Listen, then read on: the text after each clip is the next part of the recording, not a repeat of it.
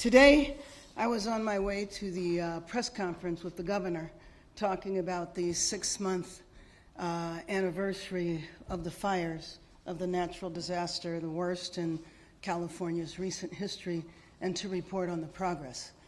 While I was on the way, though, I got alerted that there was a ICE operation, military intervention, who knows, at MacArthur Park. I turned around, we went to the park.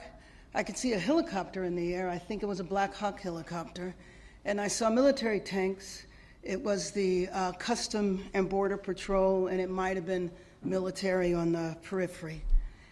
To me, this is another example of the administration ratcheting up chaos by deploying what looked like a military operation in an American city. So I went to MacArthur Park because it is very important that the truth be told about what happened there. Now, you can spin it any way you like, but in my opinion, it's a political agenda of provoking fear and terror. Frankly, it is outrageous and un-American that we have federal armed vehicles in our parks when nothing is going on in the parks. It's outrageous and un-American that the federal government seized our state's National Guard. It's outrageous and un-American that we have U.S. Marines who are trained to kill foreign soldiers overseas deployed in our American city. So here's the truth. There's no plan other than fear, chaos, and politics. Home Depot one day, a car wash the next, armed vehicles and what looked like mounted military units in a park the next day.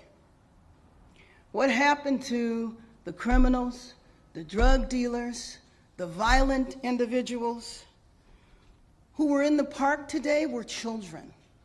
It was their summer camp, their summer day camp. Those kids now have no activities this afternoon. They have to stay inside. They were ushered inside so that they didn't get exposed to the troops that were walking in formation across their playground area. We did not want the children to be aware that it was ICE. Although I do have to tell you that I went and I spoke to an 8-year-old. I never let on what was going on upstairs, but did this 8-year-old tell me that he was afraid of ICE? Did the 8-year-old tell me that he was afraid of ICE taking his parents and he didn't think it was good to take people away?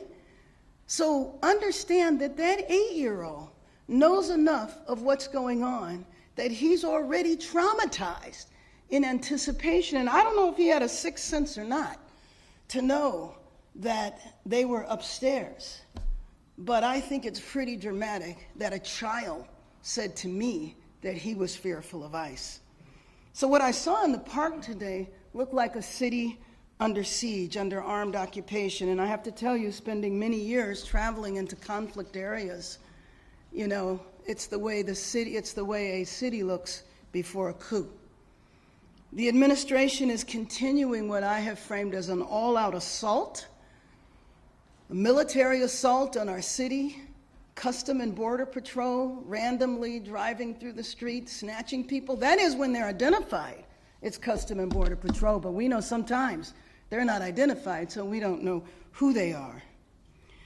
Well, I just think it's important that we continue to tell the truth to the American people. There was no protest. There was no disorder that required that. MacArthur Park, we've been working on, the mayor's office and the councilwoman here, Councilwoman Hernandez, have been working on to improve conditions in that park for the last couple of years. And I just want to say, do we have the ability to show this? Because I did want, the world needs to see the troop formation on horses walking through the park in search of what? In search of what? They are walking through the area where the children play. The children had to be ushered off. What you see is them in a skirmish line with the horses walking through. I do not believe that anyone was detained. Maybe they were. But then again, I don't think the goal is to detain. I think the goal is to spread fear. I think that's what it is. It's to terrorize the Angelinos. It's to say to immigrants that are in our city of immigrants that they need to stay home. They shouldn't go to work. They shouldn't go to school because we're coming after you. Let me just acknowledge the organizations behind me. SALAF, the Salvadorian American Leadership and Educational Fund, CHIRLA, Carescen, Clinica Romero,